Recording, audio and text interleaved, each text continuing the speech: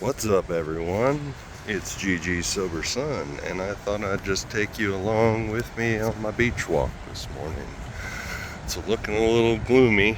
It's about 50 degrees out here. Oh, look, somebody had a wedding last night or yesterday.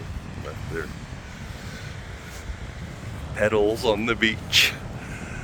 Anyway, here we go. February the 5th. AA Thought for the Day. One thing we learn in AA is to take a long view of drinking instead of a short view.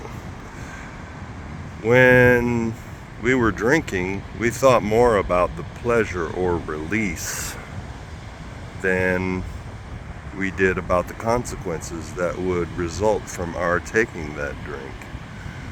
Liquor looks good from the short view. When we look in a package store window, we see liquor dressed up in its best wrappings with fancy labels and decorations. They look swell, but have I learned that what's inside those beautiful bottles is just plain poison to me? I fell in love with the packaging of alcohol, beer, liquor, long before I even tasted alcohol. Well, I don't know. I tasted alcohol pretty young, but that's what all the adults were doing. I was attracted to that as well. They seemed to be in control, and I felt completely out of control and had a lack of control. So I was ready for it. I'm hoping that this headset is cutting out the wind, but we'll see. So anyway, we going to try to avoid getting these people in the video, but it might not be possible. So I mean, I moved onto a street with predominantly boys in like the third grade, and all the boys in the street had beer can collections. And believe it or not, it was like, people have stamp collections. We all had beer can collections, and we would trade, buy, and sell, and had back then, before the internet, we just would get books on the value of certain cans, collecting vintage cans and stuff like that. And in fact, dare I say it, my dad used to keep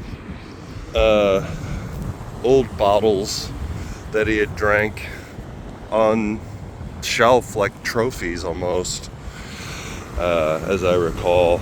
And we had a bottle of I can't even remember what it was called, but it was like almost like a orb with a crown on top of it. So it might have been Crown Royal, I don't even remember, but it was like a green bottle, so maybe not Crown Royal. Anyway, it was like an ornament. We just had it sitting on the end table kind of thing. Not like a display of like a liquor cabinet type display. It was just sitting on the end table. Anyway, no, it's absolute poison to me, but they sure do dress it up pretty sometimes. Anyway, meditation for the day. I believe that life is a school in which I must learn spiritual things. I must trust God, and He will teach me. I must listen to God, and He will speak through my mind. I must commune with Him in spite of all opposition and every obstacle. There will be days when I hear no voice in my mind, and when there will come no intimate heart-to-heart communion. But if I persist and make a life habit of schooling myself in spiritual things, God will reveal Himself to me in many ways.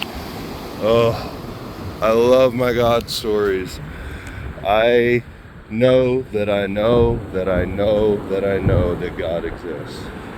And He is absolutely interested in all the intimate details of my life and wants to be a part of it. I know this because I have had these moments in my life where they were just like all the lights line up, almost like a like if you're looking at, depending on how you're looking at an airport runway, all the lights can seem random, but if you're in the right spot at the right time, then they're clear direction to where you're supposed to go, and so that's exactly what happened to me one morning after a sermon that of the church that I was attending at the time.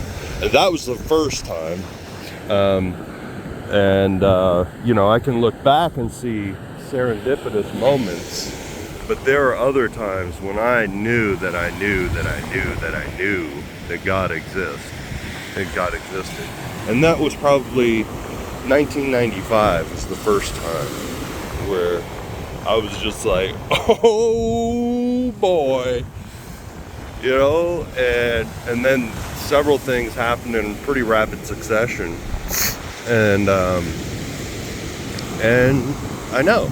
So, and yes, that persistence is very, very much important, and I've made some changes in my life recently that my hope is set me up to where I have that closer relationship with God, and that I have more of these communions, as it says in the reading, with God on a daily basis. I firmly believe that God is speaking to us 24/7. It's just like my antenna or my radar or whatever isn't tuned to His frequency.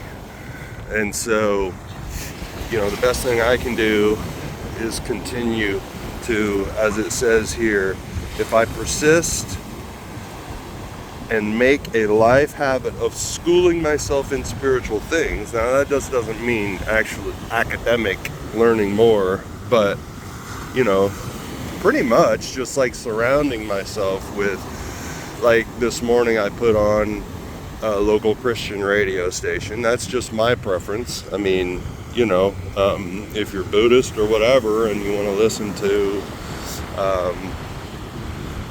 whatever type of music Buddhists listen to, just immerse yourself in it, I pray, so the prayer of the day, for the day, I pray that I may regularly go to school in things of the Spirit. I pray that I may grow spiritually by making a practice of these things. Amen. That's pretty much more of what I was just talking about. So, all right, folks, love you. Please like and comment. Let me know you're getting any value out of this. I'm going to keep on doing it because it's just part of my daily practice of persistence and habit forming. The book that I'm reading, Atomic Habits by James Clear, is really helpful. Also for recovery, for sure.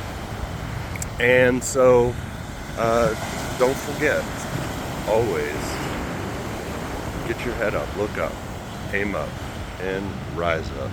Have a great day, folks.